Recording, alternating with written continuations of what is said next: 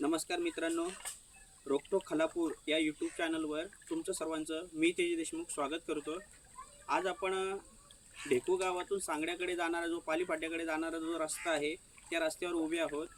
तर उभे असताना मी या रस्त्याने वारंवार प्रवास करत असतो। हा पाणी गेल्या 2 महिन्यापासून इतक्या मोठ्या प्रमाणात लाखो लिटर प्रमाणात हा वाहत आहे।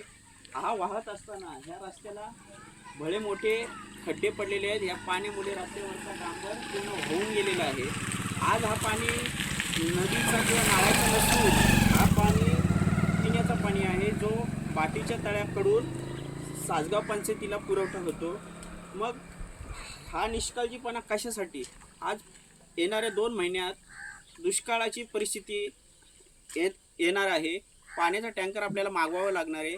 हा असा पाणी जर वाया गेला तर ती परिस्थिती कायम राहणार आहे। आपण आज प्रगतशील भारतात विकासाच्या गप्पा मारतो, हा विकास पाण्यामार्फत वाहून जात आहे।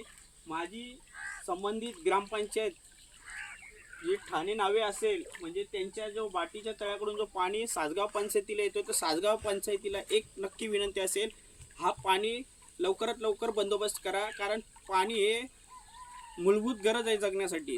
तर असा हा पाणी वाया घालून देऊ नका। येणाऱ्या 2 ते 4 दिवसात या पाण्याचा बंदोबस्त करा, कारण या पाण्यामुळे रस्त्याला एवढे मोठे खड्डे पडलेले आहेत, ॲक्सिडेंट होण्याची शक्यता आहे रस्त्याने।